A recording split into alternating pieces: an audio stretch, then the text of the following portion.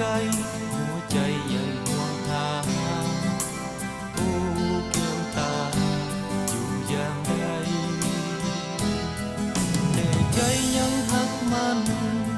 เพียงนางอยู่เสมอคอยเฝ้าเธอทุกวันจึงได้ส่งเสียงมาหานางอยู่แดนไกลโยดดวงใจจดจำไว้ว่าอายยังฮักจริงบ่แอบอิงยิงใดจงเชื่อใจ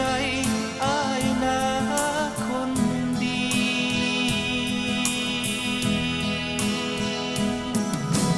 คิดเพียงใดแต่คิดถึง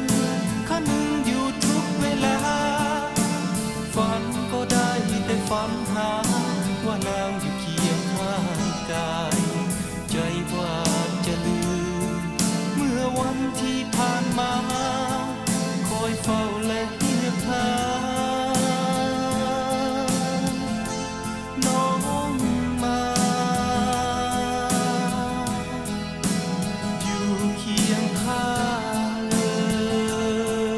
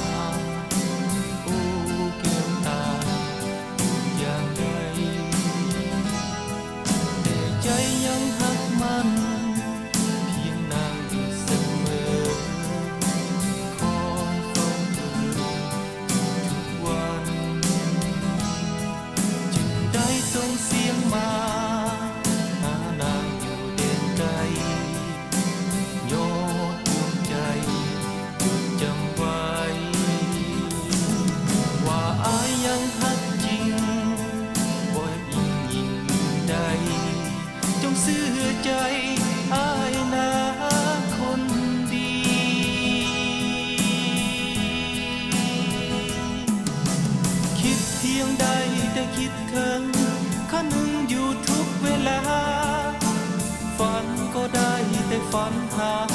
ว่านางอยู่เคียงข้างกายใจว่าจะลืมเมื่อวันที่ผ่านมาคอยเฝ้าและเรียกหาน้องมาอยู่เคียง